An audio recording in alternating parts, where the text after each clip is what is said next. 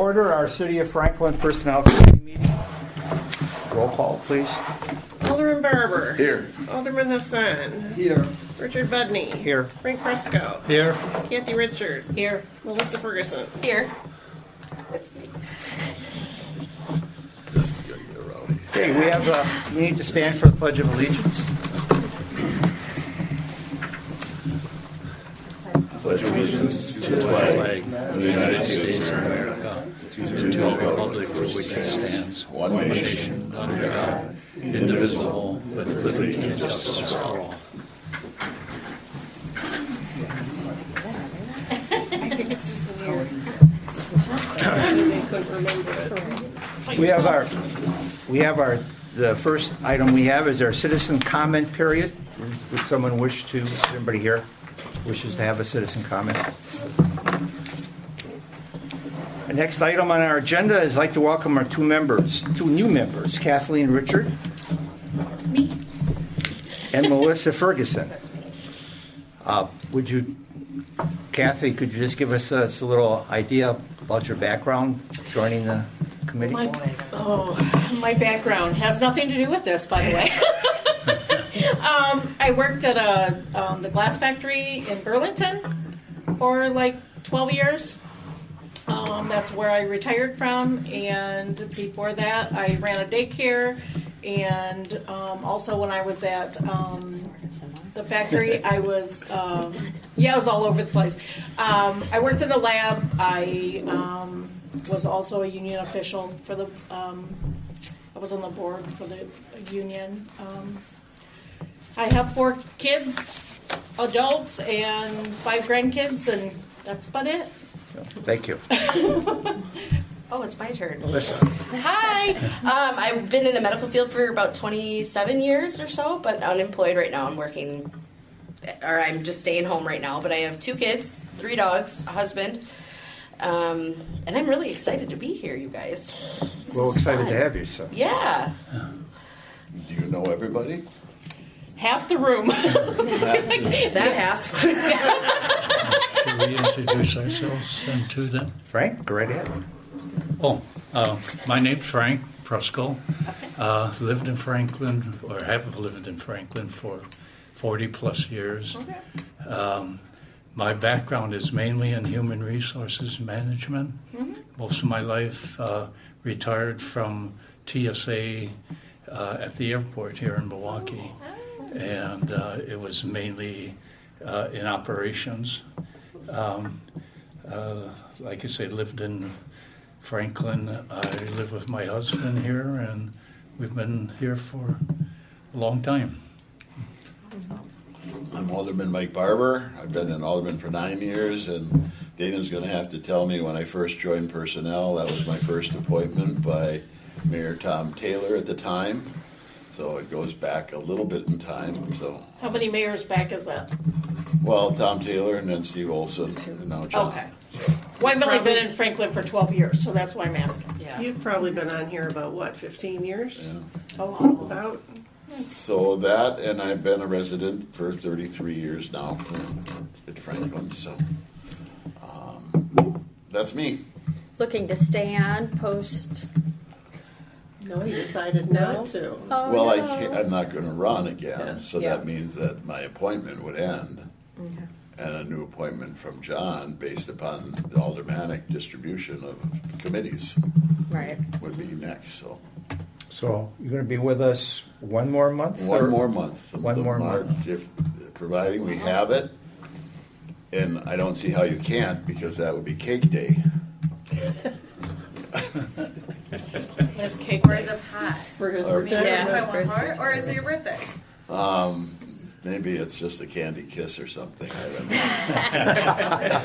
know. Well, there's always citizen. There is, volunteers. yes, and I'm assessing what committees I'd like to stay on, at that point. So I'd have to turn in sheets of requesting it. Yes. That's the procedure, so. I'm not gonna run away from everything, but I don't know if I'm gonna be with everything, so. Makes sense. I'm Richard Budney. This is my first time as the chair. First meeting. I moved to Franklin in 2015. I joined this personnel committee in 2018. I was a senior manager at the Internal Revenue Service at GS15.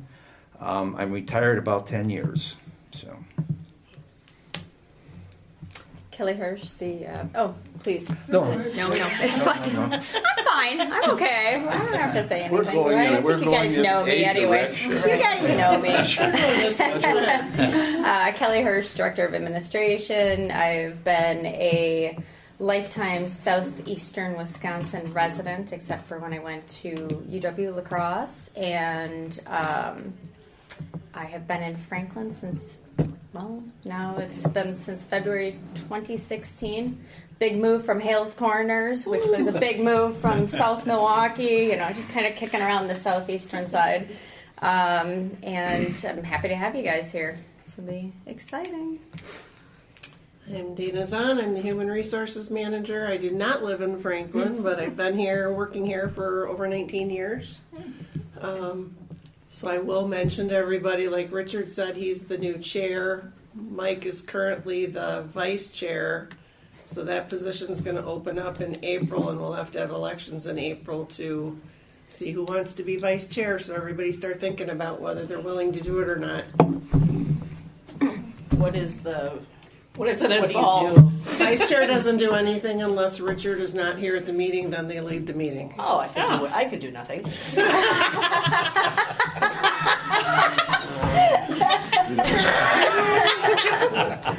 You'll get. That's awesome. I guess it's my turn. So, Alderman Yusuf Hassan for District 3 in Franklin. We've been living in Franklin since 2006, so it's almost 19 years.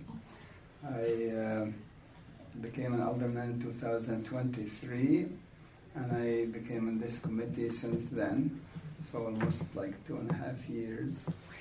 And been having a lot of fun with this personnel committee, so enjoyable committee. thank you. Yes, indeed. Our next order of business is the approval of the minutes from our last meeting in December 16th. Does anybody have any comments concerning those minutes? One more to approve the minutes. I'll second. Okay, there's a motion to accept the minutes in a second. Okay, thank you. Our next item on our Wait, agenda. Richard, we didn't vote on it. Oh, I'm sorry. We have the Yeah, well, first and the thank you for, second. We I need my hand. All in favor of approving the minutes? Aye. Aye. Do I have to call them? No, we're fine. Okay, thank you. Minutes are approved. Our next item on our agenda is our number 5, the fire department employee non-voting representative would like to talk to us about having some discussion on some topics. Am I correct in that? Yeah. Yeah. All right. So I can just interject and just kind of set it up a little bit more. So when we had talked about bringing staff on as non-voting members and alternating which departments come in, we are kicking it off this month. And part of that is our fire department, our health department, and was there another one? Library, yes. So these fine folks are here to represent all of the staff and be part of the conversation. And Brad had brought forward some items that he wanted to talk about. I will say, because Brad is part of the union and the contract is not up for negotiation at this time, it would just be a discussion. thank you. I was going to start with that as well. This is, obviously, there's with Act 10, Act 32, we can't discuss certain things with insurance, and aside from plan, we can't talk about plan design. Excuse me. And it's not up, so I'll just ideas, stuff we brought up to the table before. A couple other things we were kicking around. This is what my members, my individuals are interested in. Some ideas. So. Slide it in. Oh, sorry. What? I saw you sliding in? Oh, sure, Brad. All right. Sorry. I wasn't sure we're... No, you're good. You're good. Thank you. So discussions that we had and some things that the body was kind of looking at as to make the relations a little happier for individuals and employees. I've talked to the PD as well. Some of their members are also interested in some of these ideas and some of the stuff that we kind of kicked out. Some of the discussions we had, and one thing I guess I was trying to figure out is how we come up with the costs of insurance, as in the monthly premiums. That's one of the things I was very confused on when it breaks down to somewhere here.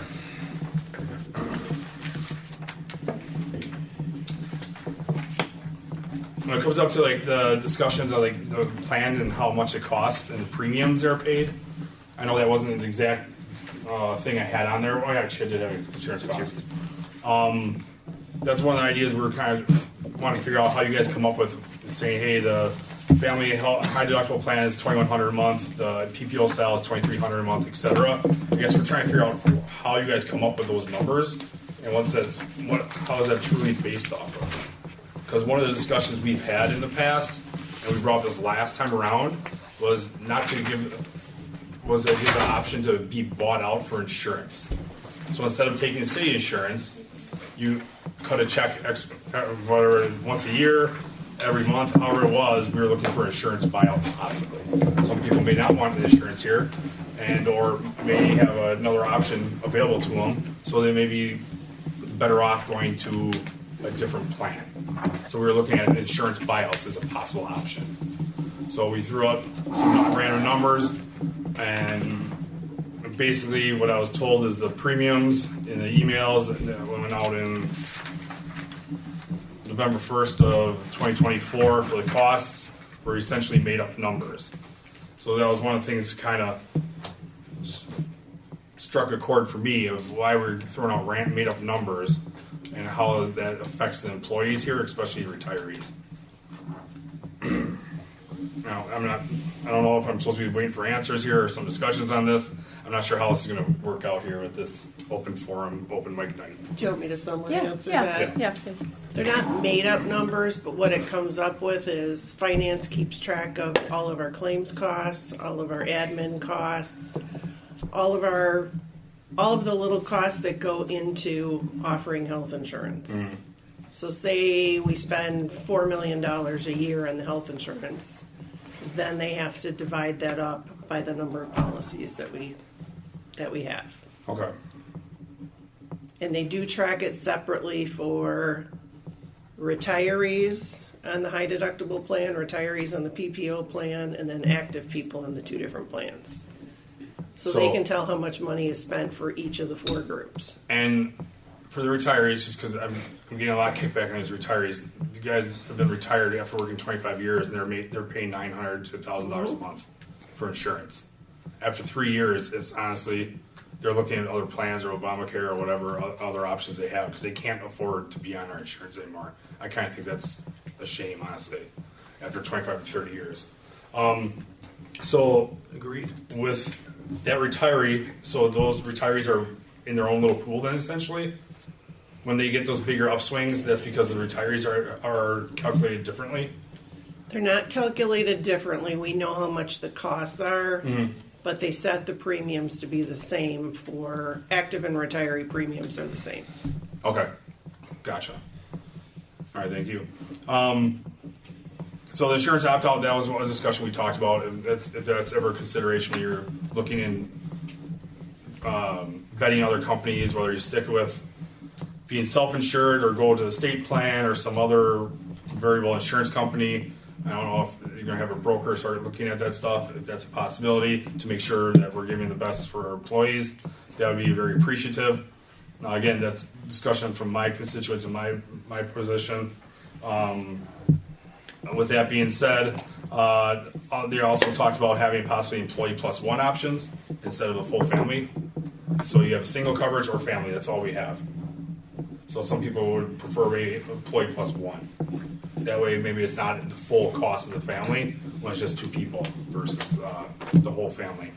keep in mind that just increases the cost of the family plan. Okay. And that's where I want to make sure. Yeah. I don't know all this stuff and how it gets brokerage. I don't know how you guys farm it out and figure this stuff out. But these are still just options that some employees are interested in. Whether it's conducive to the full group, it may not be. And we understand that, but it's just throwing out different ideas. So another thing we talked about, for police and fire, we have the ability to go out at our normal retirement age is 53 years of age. All right. That's after doing 25 years within the job structure. We have the ability and we are eligible to retire at 50 if we wanted to. But that's not normal retirement age. So we technically here within the city cannot get health insurance through the city at 50, 51, or 52 years of age. We have to be normal retirement age. And there was some discussion, and we brought up this last round of negotiations to allow if someone worked 25 years with the city, 25 years they put in here, to let them go 3 years earlier. That was just an option.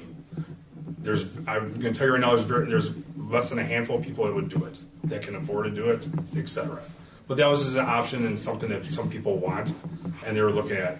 Talked to some of the PD. It sounds like they have about a handful of their officers that would like that option as well, to be able to go when they're eligible at age 50 versus wait until age 53. There's ups and downs to it. Yes, you got to hire new people, you got to train them, etc. But you may get someone at a lower cost as well. There is obviously the downs as well as the older you get, typically more healthcare insurance goes out, etc. But they're also giving an extra 10 years of service for that 3 years of liability in our eyes. I know it may be different on your side of the table, but that's something that they've looked at. There's also some education stuff I put on here. Right now we're allowed $5,000 a year for our pool of 40-some employees, and that $5,000 is allowed for that 40-some people. It's up to $1,000 per person, so 5 people can get it, max. There's individuals that are going through, or at least I'm one of the individuals that went back to school. I'm going for my bachelor's at this point. There's also other people as well are looking for this. The last couple of years we've maxed out, correct? Yeah, we've gone over the past years. Yeah. I know City of Greenfield, they're comparable to ours for the union. They have actually now up to $2,000 per person every year, $1,000 for each semester, so to speak. So it'd be nice if we can at least increase that pool. I'm not sitting there saying we should put aside $80,000 every year for this, but I think a little bit bigger pool would be very beneficial to the employees as well as obviously the constituents that we're going out and serving for better education, a little more worldly, etc. And you're able to utilize that skill set that they're going out and obtaining. It's not always just for schooling either. The way it's earmarked in our contract, it does state college reimbursement, but there's more and more stuff is hands-on stuff, hands-on training that technically doesn't come out of that. It can if no one else uses it. I don't want to step on Chief's toes here. So if 5 people want to use it for college, they get it. But now you have a handful of people that may want to do a more intensive training. They bring it back to our membership. They bring it back and give very valuable training as well. They're not allowed to take it because 5 people got it for schooling already. So it'd be nice to increase that pool. And obviously, the staffing, that's always the number one concern for us, is staffing needs. I'm sure Chiefs jumped on it multiple times and advised you. With all the growth that we have within the city, the staffing is just, it's some days are very tight with the calls, back-to-back calls. We're bringing the city, now we are bringing more cities to help us. More cities are calling us out as well to help them because everyone's numbers are exploding with call volume. I didn't grab the statistic. Greenfield had what, a 25% increase in the last 5 years of calls, something like that. I can't remember. They had a large. I can look it up, but I mean, so we're going north more, we're going east more as well. Everyone's just getting kind of strapped here, and the call volume has been increasing. So any possibility of even getting one extra person a year, somehow finding the staffing needs or the funds to get some type of staffing is going to just benefit everyone in general, not just the employees. It's obviously going to help the constituents, everyone else that are taxpayers or passing through or recreationals within our city. I think that's about it. I do want to say, though, I mean, the last round collective bargaining, working with Mrs. Hirsch and the mayor, went very well. I do feel we have a very good open relationship. I feel like the lines of communication is very well. This is a great thing that we're doing here as well. There's a lot of as wells. But anyways, sorry. It's okay. I caught it after I said it the fourth time. But no, nonetheless, I really appreciate this.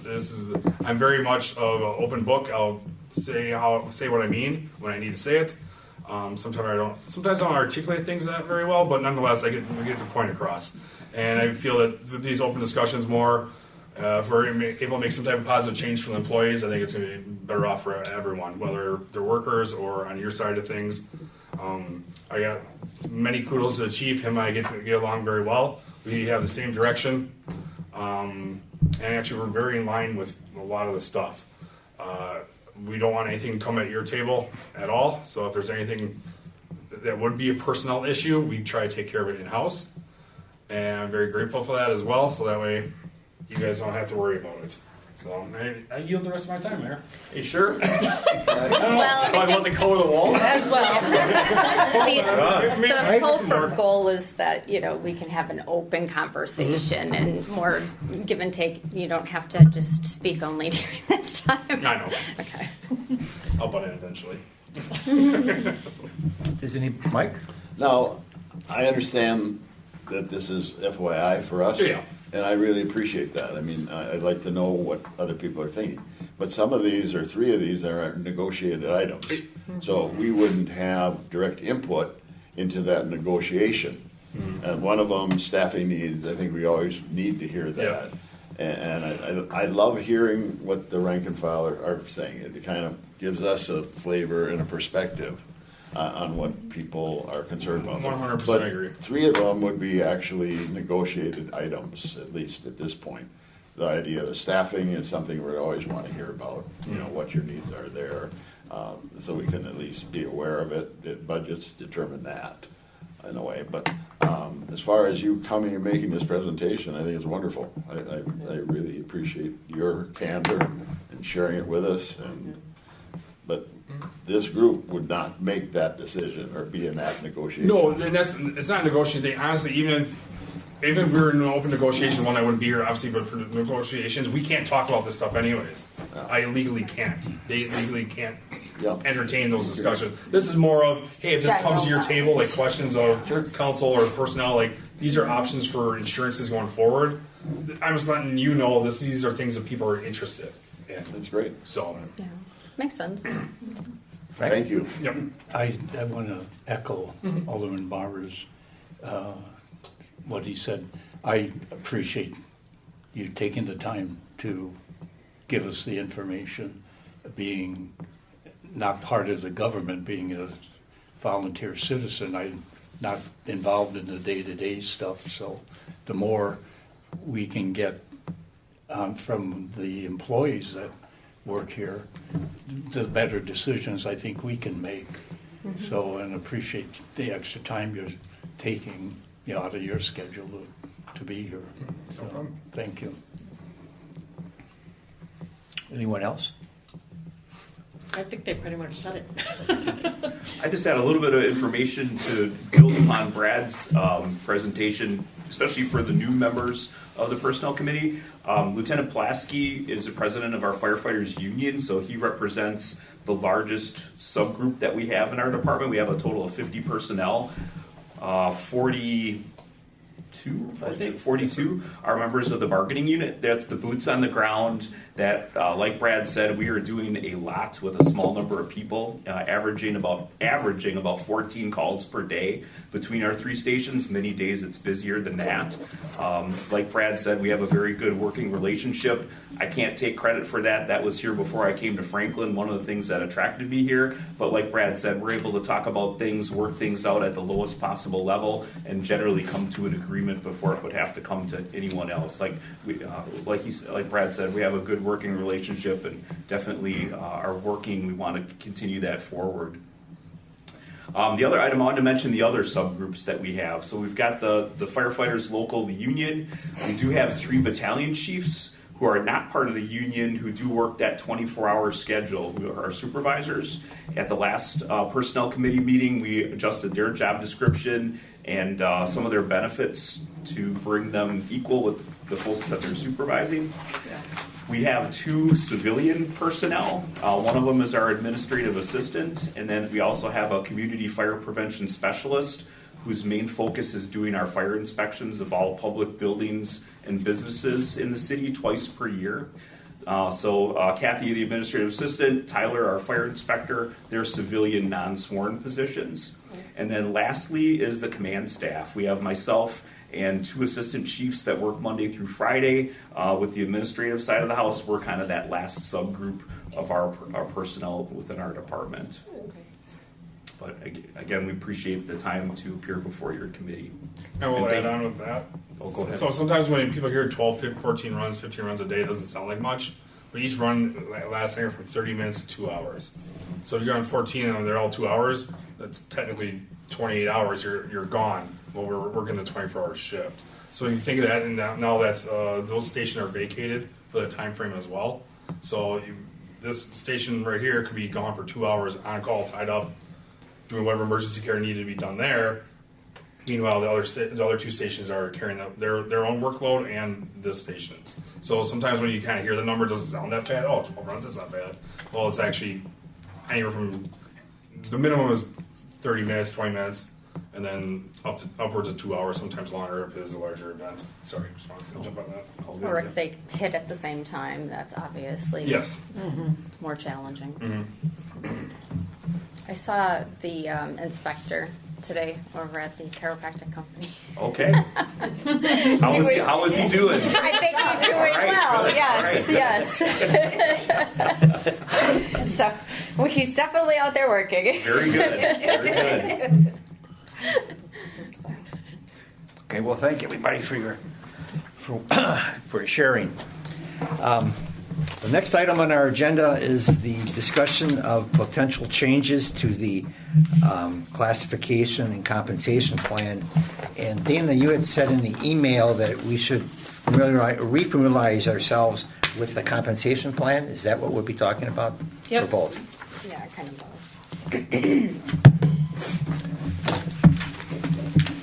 So this item, we've been kind of talking about it, and it has definitely been, I guess, for lack of a better term, kind of the elephant in the room. So we have a compensation study that we had, I'll go back, this predates me. In 2015, we had a compensation study, and it set up the way that the class and comp is today. And recently, well, not recently, I guess, within the last year, was it? The fall of 23 Okay. started. Thank you. So the fall of 2023, we went back to the place where we had gotten compensation study and class study and asked them to refresh it, if you will. And when we got the numbers back, it didn't quite sit right with everybody. And so we started trying to look at how we could, well, first of all, there was a lot of legwork that went into it. We met with every department head. We talked about, do we have the job descriptions correct? Trying to make sure that where each position was put made sense with the comparable information that we have, right? And so there was a lot of legwork that went into that, and we keep coming up to the same issue. The issue is our money tree has dried up. So if we wanted to implement a comp and class refresh, or the latest and greatest, it makes it so that anywhere from, I'm just going to do like $500,000 to $1 million would have to be found in our budget, our operating budget, to make it so that everybody is where we would like them to be. So we have met, we've talked, we've tried to slice and dice the information, and so that way we are not banging our head against a wall and putting more effort in than we've already done and find out that we're on the wrong track. We thought it would be best to bring this to all of you and get some direction on where we go from here. We were toying with the idea of, so some of the problems, and jump in anytime you want, some of the issues that we were dealing with in particular is the 65th percentile. That's a really negative rub for every employee, or most every employee. They value it as their work is only worth 65%. And so that right there has that demoralizing effect on people. I don't know if everybody here understands what the 65th percentile. Run You with may it. want to touch on that, Yeah. please, Yeah. because I call it bait and switch, but you call it 65%. What ends up happening is when we first developed when GovHR first developed the program, they had Common Council determine where they wanted to be philosophy-wise on how we compared our comparables. And Common Council had wanted to pay at the 70th percentile, which meant 30% of our comparable communities paid more than us and 70% paid less than us, so that we would be a little bit above average. We couldn't afford to do that, so it ended up being done at the 65th percentile. So a third of the communities pay more than us, we pay more than 2/3. When they developed the rest of the plan, they used that same 65th percentile to say that we could only get 65% of the way through our salary range without getting the rest through merit increases. That doesn't make sense, because that 65th percentile to be equal to our comparables was if you could go all the way to the top of that range. The ranges were developed to be in line with the other comparables. Right. So now that our employees can only get to the 65th percentile, they're much lower than what our comparables are. I didn't try to figure out the math of it, but Yeah, but it's they're compounds. probably way at the bottom of the pay scale. So it was supposed to be that you couldn't get through past the 65th percentile, or what they called the market rate, without getting merit increases.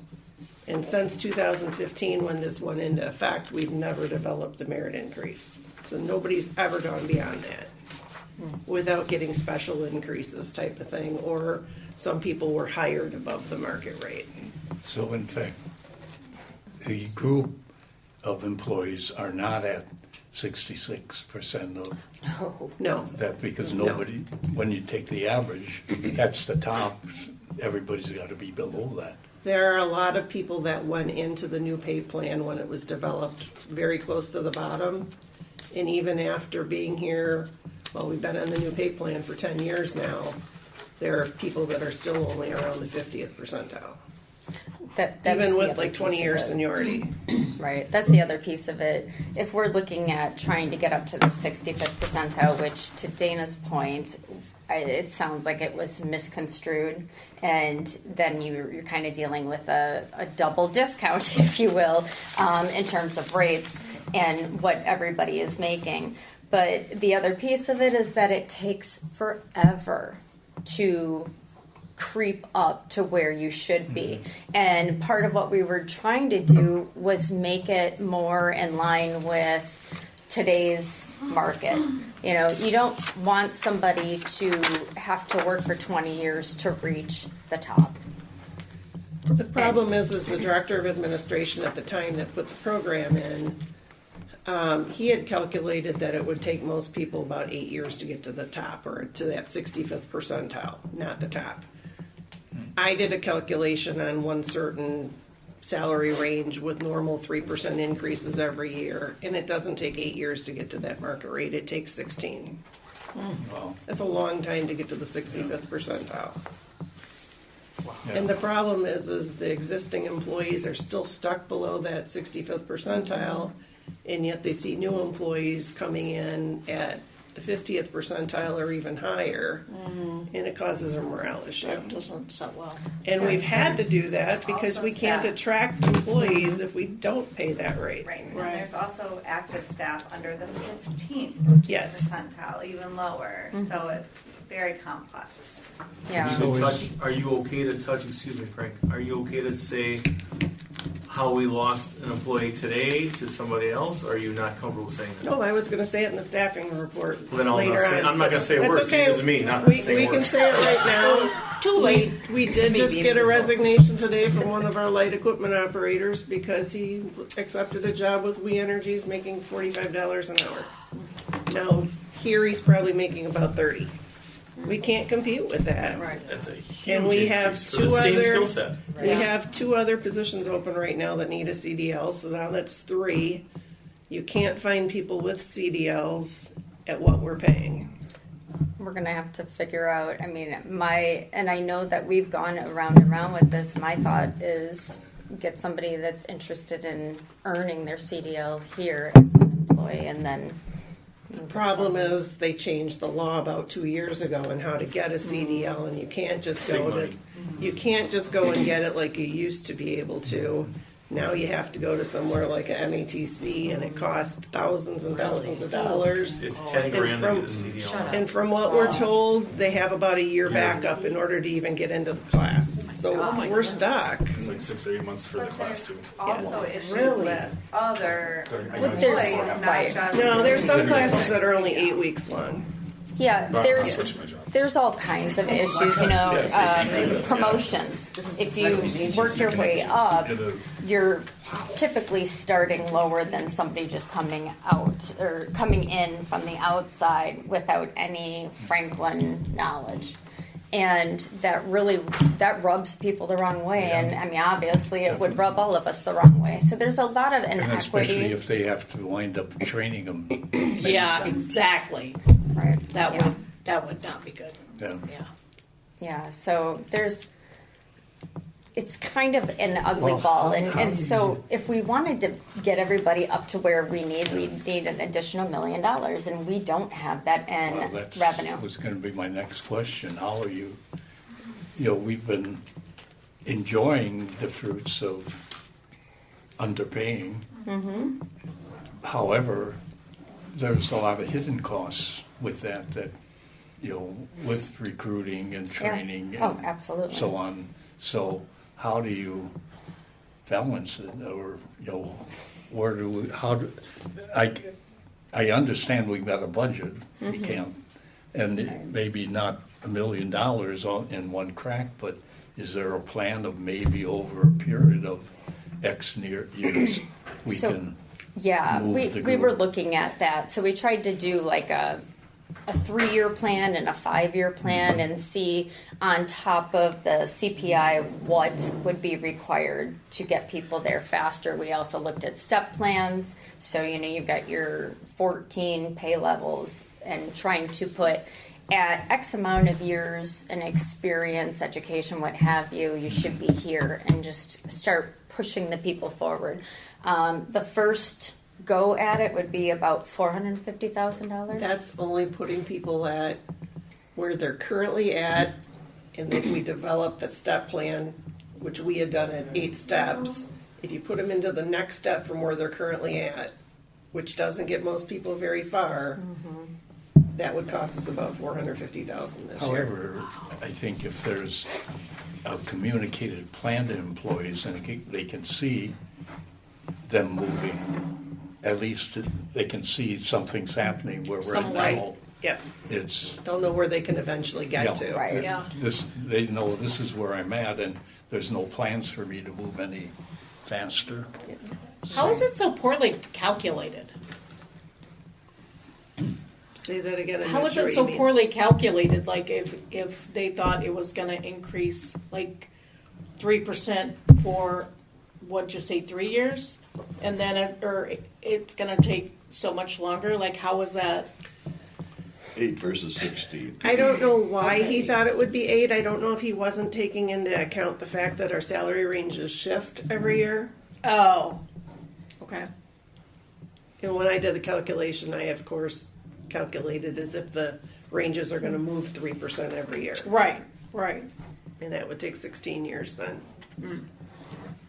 As a taxpayer of Franklin, my property tax went up over 20% this year. So I come here thinking that we're going to have a bigger budget to work with. No.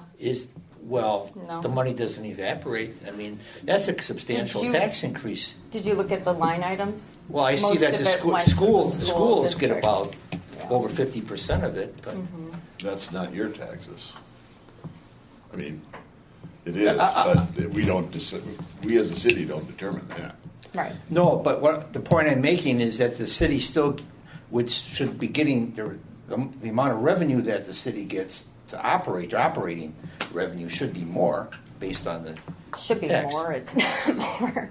I can tell you that we are almost at the max with the levy, so we can't increase it. We can't find new revenue. It's based off of the net new construction. Last year it was 1.5 something, and that does not bring very much in. There's our budget is roughly 76 to 80% personnel expenses, and then the other 20% we are limiting our departments and using to make things a go within their departments with what we have, what's left over.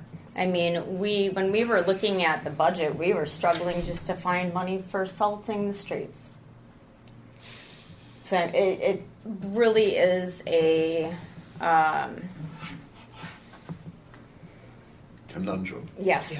Thank And you. you might see in the news that there's so many federal employees, that type of thing, that they can afford to let them go. We don't have an overabundance of employees. We are at bare minimum. We really I can't are. think of any departments that have overstaffing.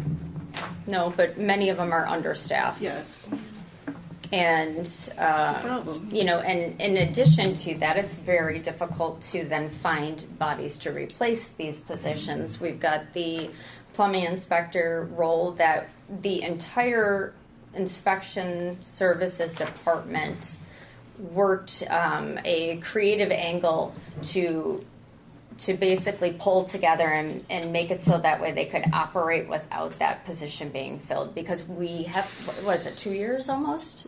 Or maybe roughly it's been open. It's been very difficult. We have a market that has substantially decreased in terms of candidates, and everybody's looking for them. And we're probably we're on the lower end of things, and we're limited. We're limited by our policies. We're limited by our budget.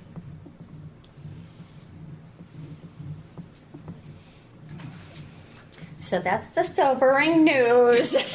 Everybody looks like I just killed their cat or something. Sorry, but you know that's the reality. That's why it's been so difficult for us. We can bring forward something.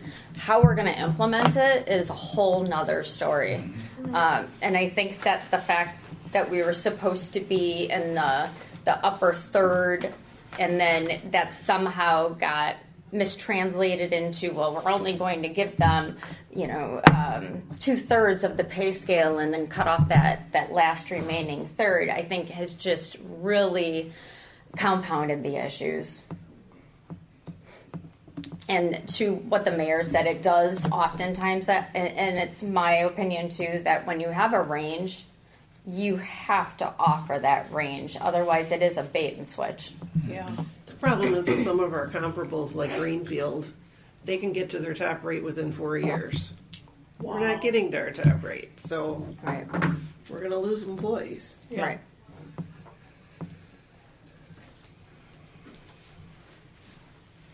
I mean, at this stage, in talking with the director of finance, any kind of increases, which we really need to minimized to nothing in, outside of the CPI, but any of them, it's now the conversation is going to be, what do we cut from your operating budget? Because there's no budget, that there's no money left to be found.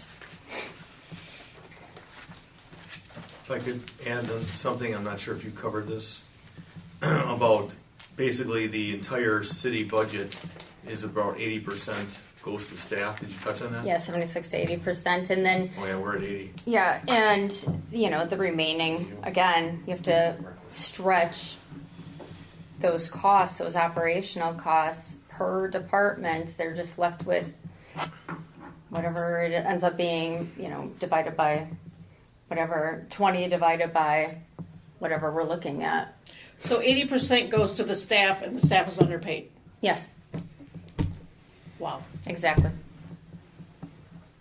I'm very rarely speechless. She's telling the truth. But I mean, that is the reality. The problem is, where does the money come from? Right. Right.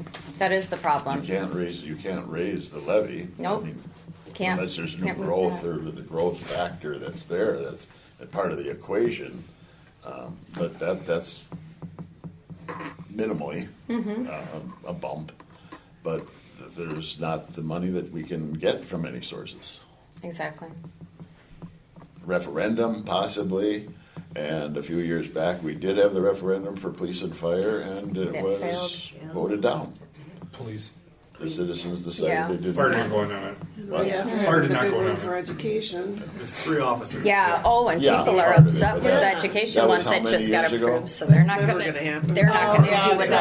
that's They're not going to approve a referendum for the city. It was substantial. No way. 18, I thought, 19. And everybody wants, It was in my first all time. the Referendum. residents, Floor, you Kathy. know, want coverage. I'm sorry. No, so you got the floor. I'm trying to focus everybody back to you. Oh, sorry. No, you're good. I was We're just not. gonna. Okay. Am I good now?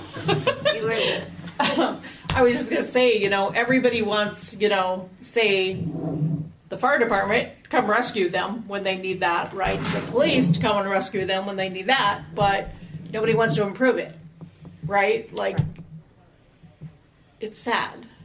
Yeah. It really is a sad situation. Well, and with the taxes, I mean, to your point, most people aren't looking at how the bill is divided up. We get Right. less than a quarter of every tax dollar. Less than a quarter. Wow. 24 point, what, like 6 Right. or something like that percent. So that's what we're working with. We have roughly 250 employees, 249. No, but we 249. well, roughly Ish. 250-ish, is kind of where we're at, and yeah, everybody's Well, it's a good thing we do everybody's this for predominantly free. underpaid. Yeah, I know, right? About that. Yeah. 'Cause the- Sorry, I feel like we needed to lighten the mood in here. Yeah. No, I'm fine with that. Well, the rest of the taxes go to the county, MMSD, the schools districts, the 3 of them, and the main one obviously is Franklin. But all those other authorities are getting that 75% of Right. the tax dollars. Right.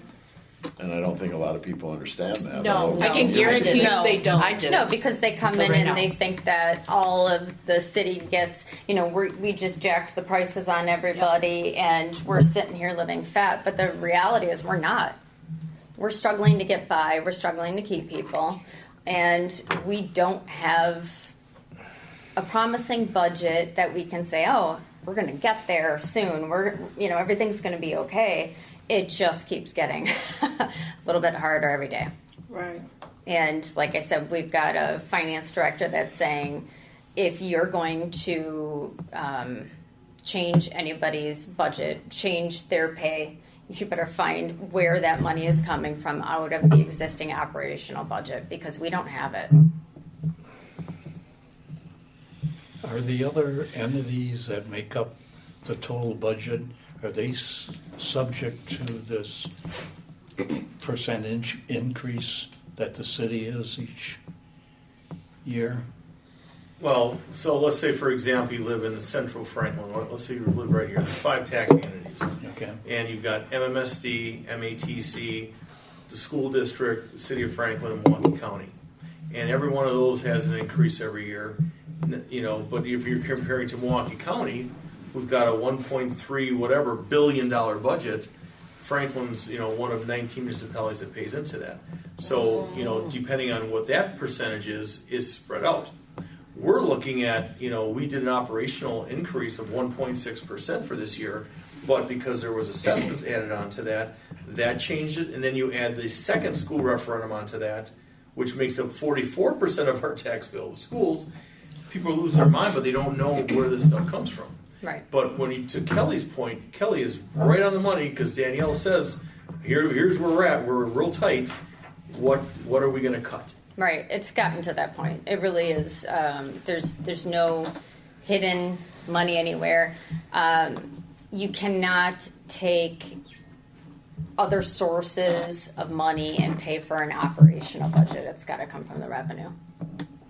So we are very, very limited in what we can do.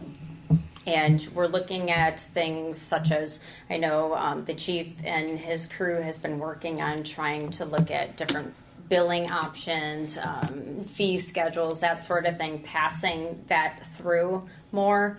Planning had updated theirs last year, I want to say. We're looking at trying to do something for engineering, so some of those operational costs are passed through versus taxpayers paying for them. Especially because of the fact that if you're, as a staff member in certain departments, if you're working on somebody's development, you would hope that that cost is covered through the developer, but that's not always, well, right now it's not the case. And there's opportunities there, but they are so small to recoup those expenses. You know what flashes in my head right now is sitting on city council and hearing that lady demand that she wants some RFP. Yeah. It's like, who cares about a sound thing when you can't even run the government? Well, you know? I mean, I don't know. Seems trivial in my mind.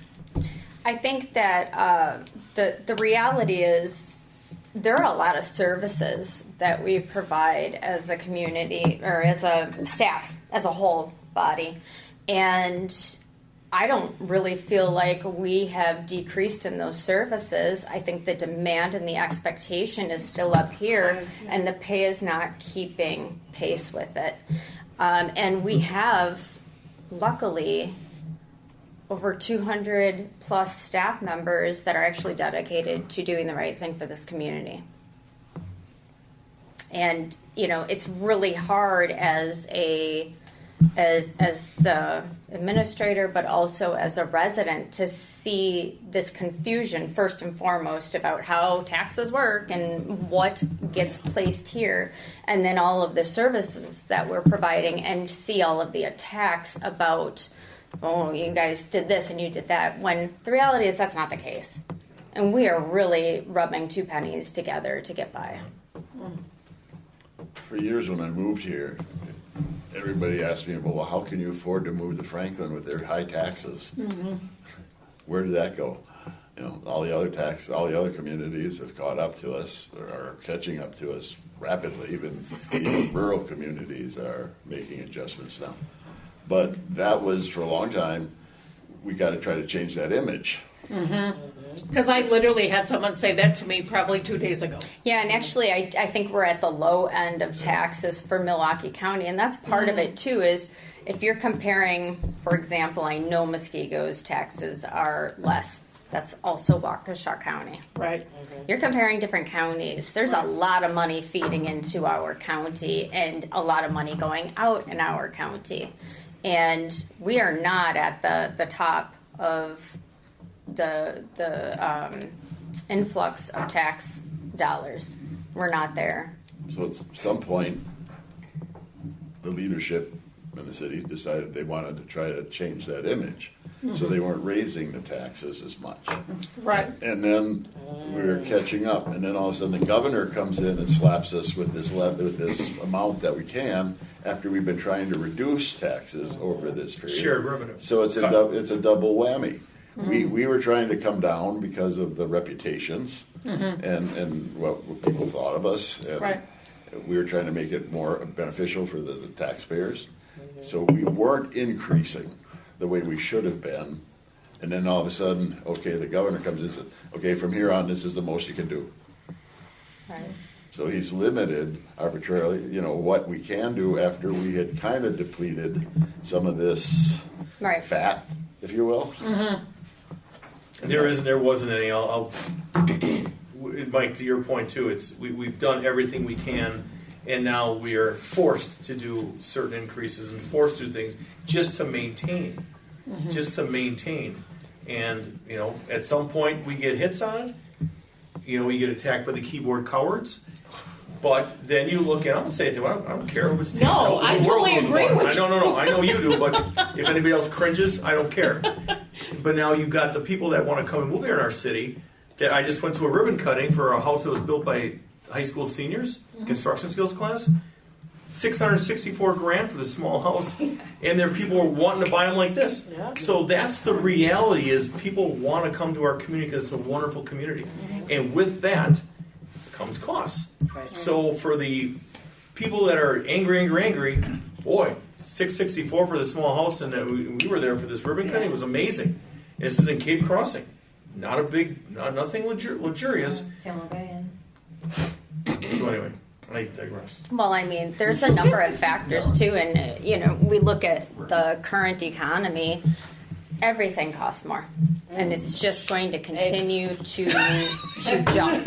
No, but and that's part of the problem. Those costs are skyrocketing, and the wages are just skipping by, and we just don't.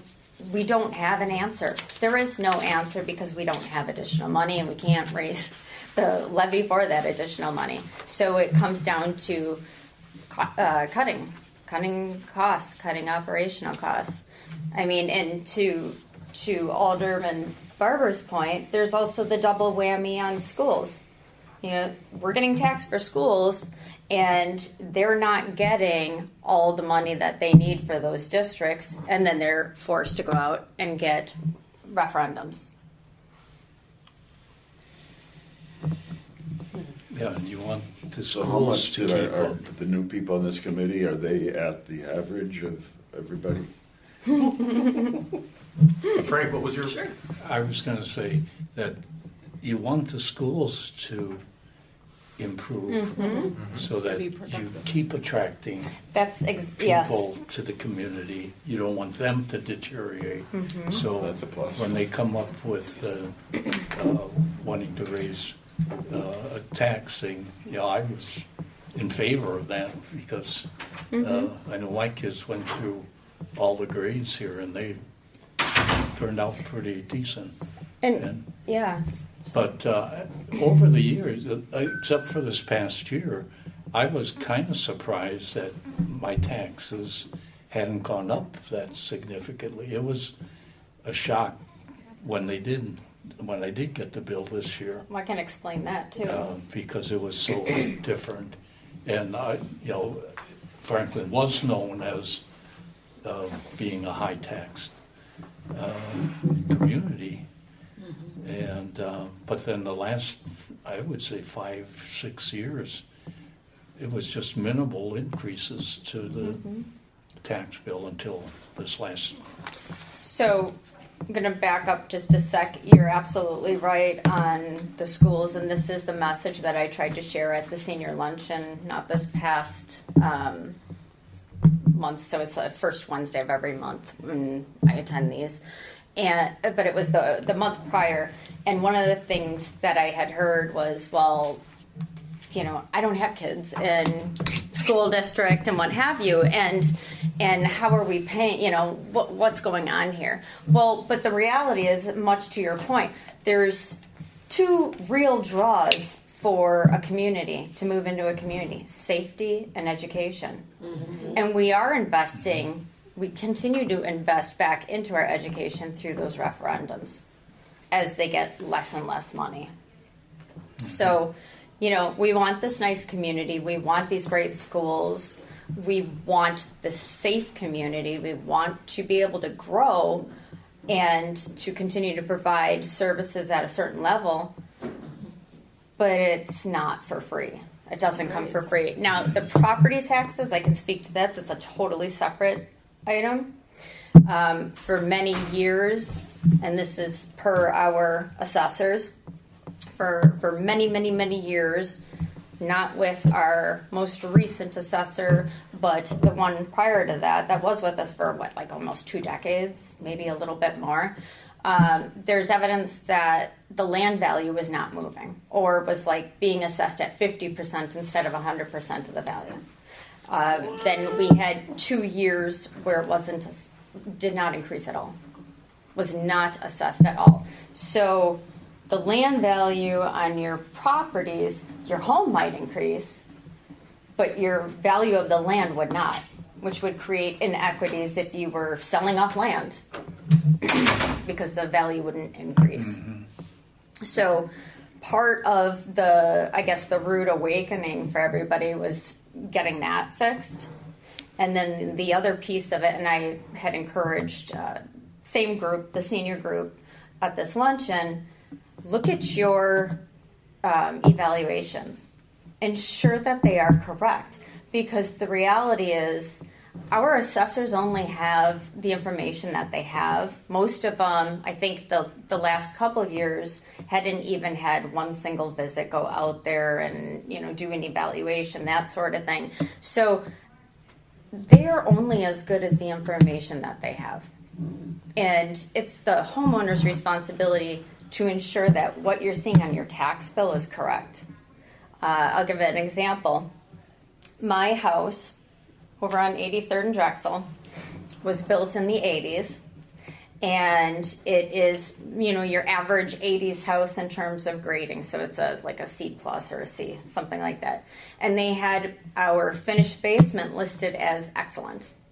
Well, I almost died laughing because my house, right, 1983, keep in mind what it looks like. The basement is what I refer to as the 70s, 80s scrap basement. So you got scrap material here, you're putting up, paneling here and that sort of thing. Absolutely not even close to A or excellent. So that adjustment ended up taking down my tax bill. Now, I could say, hey, I've been paying on this for something that's not right for 5 years. That's garbage. But, and then, however much for my other property before we moved here. But I also look at it as we haven't been paying the right value of the land either. For, I don't even know how long. So I kind of feel like, not feeling so much like, hey, I've got a beef with the way this was done. I mean, it's garbage in, garbage out, and we need to make sure that we are getting those evaluations correct. And that just comes with people contacting the assessor and making sure that the information's correct. I could say that they've done as best that they could, especially in a very condensed assessment year, to try to get everything up and ready. So to not continue on this tangent, that's why you see the tax bills had increased, because the land value hadn't been assessed properly for ages.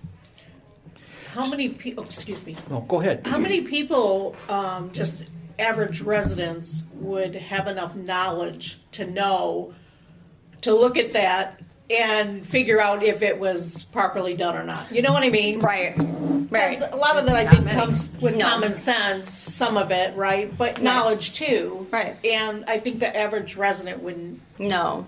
They wouldn't even know. And so what we've been trying to do is have information on the website, more in-depth information. Our contract's 3 years. We're making it through the abbreviated year, and then we've got 2 more. We're not going to be doing reevaluations during those 2. They're considered maintenance years. So our hope is this is the time where we get all of that information where it Okay. needs to be. Sure. But I mean, just an example of how impactful having this information correct is, one of the businesses had a $20 million difference in value from one year over the other. Wow. Yeah. I mean, I say this because I'm sure he won't mind. Alderman Pecorelli, when he looked at his tax bill and we were talking about how this came about, which, to your point, most people could probably learn a lot of what's going on if they're paying attention to councils. Yeah. And then they'd hear this. Because I've learned so much already in Right. the town council meeting. Like, I have people say to me, "Why do you go?" I'm like, "Do you know how much you learn in there?" Right. Because this is, take it for what it is, but I think that local level government is the most important because it impacts your everyday. Absolutely. So I much agree. more important than other levels because this is everyday life. Yep. But Alderman Pecorelli had looked at his tax bill. He said, when I had mentioned the land value not changing, I think he built in like the late 90s or early 2000s, and he said, I've never seen that increase. And so to that point, Right. And I never thought about doing that either, which is why I never looked at the grade to say, oh, wait, excellent basement? No way. I'd love to have an excellent basement. I wish it was excellent. Yeah, But- when the land increase came, I looked at my bill, but I thought, and maybe incorrectly, that if everybody's land went up, that gave a larger base, and it spreads the budgeted money over a larger base, so you're not going to get that much of an incremental increase. If it was just mine that went up, then yes, then I would pay more. But if everybody's went up, you're just spreading the money over a larger base. Yeah, I'm not sure that everybody's went up. I think that everybody is uniform to what they have now in the information. And I can say that after looking at different sites, this is a statewide problem. This is not a Franklin problem. Every single communities in Texas has increased substantially. So when people say, I'm leaving here, this is ridiculous, Yeah. it's like, well, okay, if you're leaving the state, because here in Wisconsin, everybody's impacted. So where next would we go with our discussion concerning the compensation plan? So I had a brief conversation with the director of finance today, asking her just flat out, do we have this money? Can we make this happen? Can we have a bake sale? Or Yeah, right? I make really good junk. Actually, coffee cake. Yeah, I mean, so the reality is we don't have $450,000 sitting around to make this work. For even just that year. So we'll have to get creative and look at what we can do. But I think first and foremost, changing that 65th percentile is a huge morale boost. I think changing secretary title for the few that are still titled that and change them to administrative assistants and put them all at the same pay grade, I think that's a huge step in the right direction. Those are things I think we can do without finding our money tree and without a great deal of pain and anguish. And we have a couple positions that we think are probably a little bit rated too high. And we have a couple positions that we think are probably underrated that may need to move up a salary grade. So how would this get done? Would our committee ask the mayor to task this to your office, or would you go ahead, take the initiative and do it, and we review it? Or Which part? Are you talking about those Well- few changes that I just mentioned? Right, well, the compensation plan with the 65th percentile is pretty well embedded in it. It has to really be rewritten. And then, of course, the change of the staffing and the classification would have to be put through, right? Yeah, it depends where we want to go from here, depending on the money issue, because we would have to rewrite the comp plan and eliminate the 65% issue. But then we have to figure out how we get people ever beyond that 65th. Right now, we have what they call progress to market increases, depending on where you are in the salary range. So we need to decide if we're going to keep that, or if we're going to go to some kind of step plan, where people just move to the next step every year. Can you talk a little bit about how people are placed in their salary grade? Because if the conversation goes to getting rid of the 65th percentile, while there's some people at 10% of their salary grade and there's some that are 65th, so if that is negated, they'd obviously be thrilled to move beyond, but then we still have a vast inequity between the people at 10% and the people at 65%. That would just keep the problems coming, I would think, with morale. Most people aren't at 10% unless they're new to the job.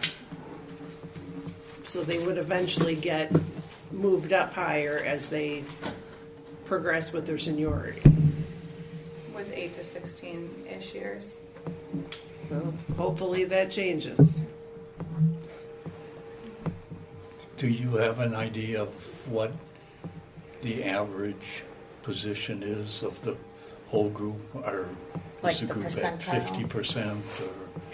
I have a spreadsheet on that. I didn't bring that one with me today. We can try to provide some more information on that at the next meeting to let you know how many people are at each of those percentiles. Statistically. Yeah. That- That'd Certain be good to groups. know. Yeah. Yeah, I can do that easily enough. Okay. I am not speaking for all staff by any means, but I just think it'd also be an interesting data point to know, like, how to address all different levels of where people are at. So not just looking at the 65th percentile dropping off, which I agree is an advantageous step in the right direction, but realizing that staff were introduced to this comp study in 2015. Also, we're aware that there was going to be some kind of merit-based pay system that council was tasked with that didn't come to fruition. In 2023, staff were reintroduced to this conversation at an all-staff level, so then that heightened people's awareness and maybe dissatisfaction, and now it's been kind of, well, we're waiting, because there were steps we had to do, the comp study was redone, conversations were had with department heads, but that doesn't leave us in any better of a situation. And now staff have been looking at this very closely for 1.5 years. So I think it would also be important or interesting for staff to see other ideas if the 500,000 or $1 million wish list doesn't go through, what could help address their concerns. Because now on this recording, and everyone knows, like, people on staff know what other municipalities make. I think it'd be nice to know, like, a step in the right direction. Right. Instead of just like, well, hopefully it'll get passed by council in 6 months, and then 6 more months, and then there's no deadline. So you're talking about outreach? Well, just when you bring it Just back some to sort of personnel. plan, Yeah. I think is what you're thinking of, even if it's, we're gonna do this first and then we'll do that. I'm thinking that, in terms of the ranges, as you were talking, there's gotta be a way things were done in 2014 in terms of, that 65th percentile that could be looked at, or maybe other communities to try to just do the range, because I think that's a hard pill to swallow. And for obvious reasons. Like I said, the compounding is just like, oh, that's like a gut punch. Yeah, and it doesn't mean that everybody should be up at that No, 65 no, it or does not. 68%. Right. There's reasons why they're in lower classes, but for those people that are, been here for a number of years and they see what's going on, and they get job offers from other communities, that we're going to lose them. And money isn't the only thing that keeps people here. If I've always maintained it's the management, their supervisor, and the people that they work with can be more powerful than money. You can give up some money if you're happy at work and your boss pays attention to you and Absolutely. listens to you and stuff like that. Right. But if that's not there, Right. That's No, true for but- retaining employees, but I Yes. don't know that that's true for attracting new employees. That's going to be very to difficult. keeping employees, Yeah. not attracting. Yeah. But once you get them, it's how employees are being treated. So to summarize then, excuse me, we will revisit this and as a future agenda items, possibly try to take it on a step process. Yeah. Yep. I will do it. All right.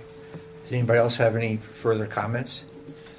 I was a little confused at the material was more how the jobs are evaluated. That's the first part. That's the first of part, it. the classification. Yeah. We were talking about the In the compensation. classification, we weren't really trying to redo this last year, with the exception of a couple positions. The majority of it's the compensation part. It's on page 31 in the packet.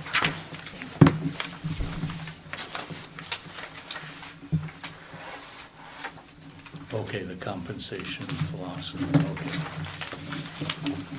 There are a couple things that kind of on the compensation side where there are exceptions. Some things require city administrator to make a decision, the mayor to make a decision, common council to make a decision. So some kind of uniformity there. There's one that I was speaking where you do the merit combined with everything, and it's just the mayor's subjection, but that should really come to the council because they're allocating the pools. So it's either the mayor or the council. I think it would be and that kind of language as to who gets the review of that process was my only confusion with it. How is that decided? Who makes the exceptions when they are called?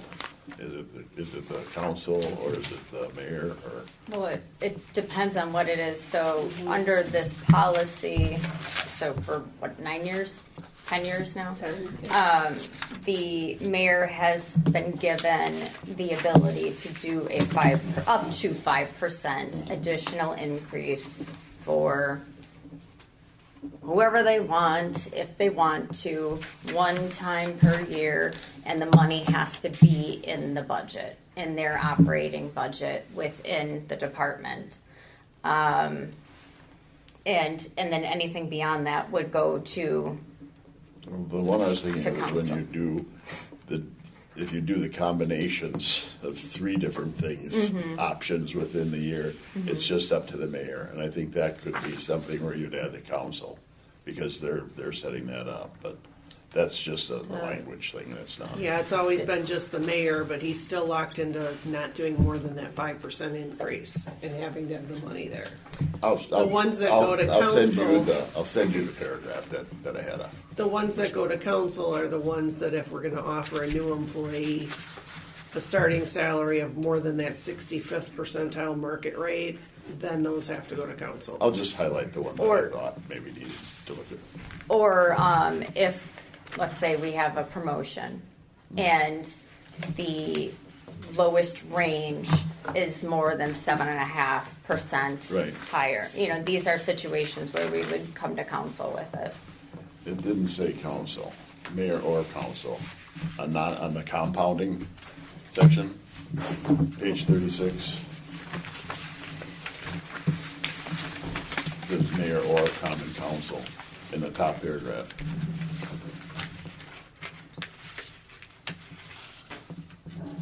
That's just the only language that I had. Some of them required it, some of them didn't, so I just was wondering what the rationale was.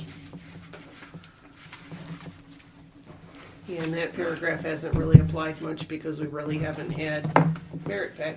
Right. Well, that's right. So that'll all get reworked if we ever have a merit pay plan. Was the merit good pay idea. pool being compounded upon since 2015 when the policy was set by council? Like, was there allocations into a merit-based pay pool? I don't know where the pool came from 2023 because it was already there. I know that there was like money here and there that was added to it or earmarked for it. And then We always thought it would be something that would happen, so we wanted to have money allocated for that, because we thought this was something we wanted to get done this year, so there was some money there Is to the allow that to pool happen. And high enough to yeah. solve the problems? Probably not, no. but it was the seed money to get the program off its feet.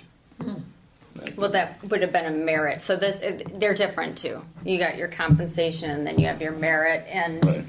and in order to do that, we have to have performance evaluations and bring those back, which haven't been around for 15 years or something like that.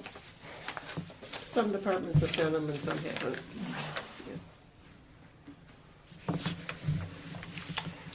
Okay, any further comments?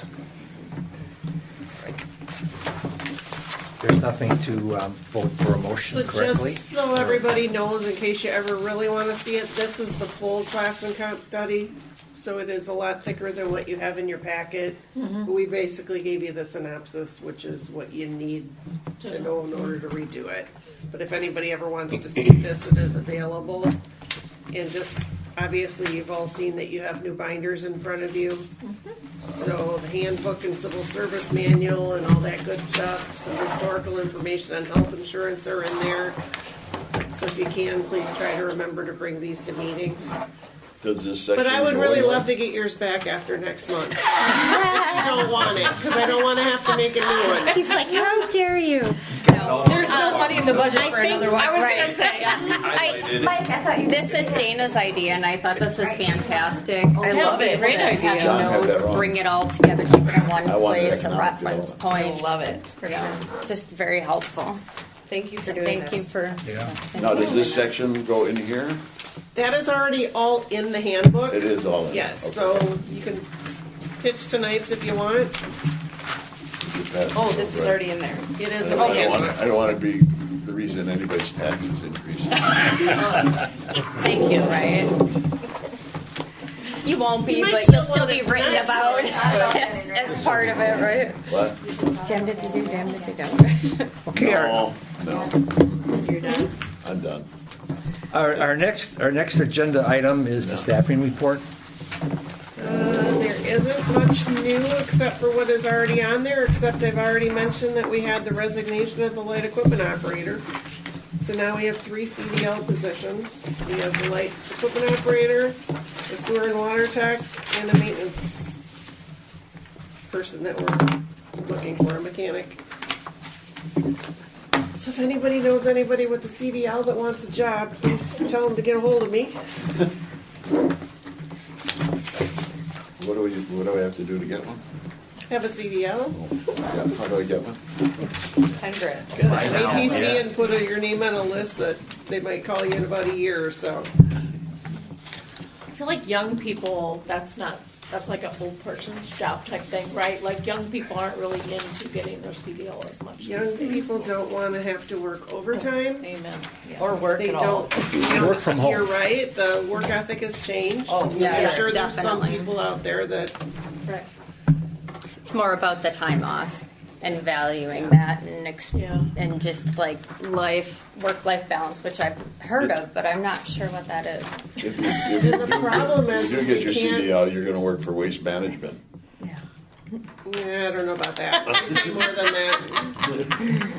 that. We have hired a few people from there. Oh, Okay, our next agenda item will then be future agenda items. Does anybody have anything they'd like to ask Dana to include on the next agenda?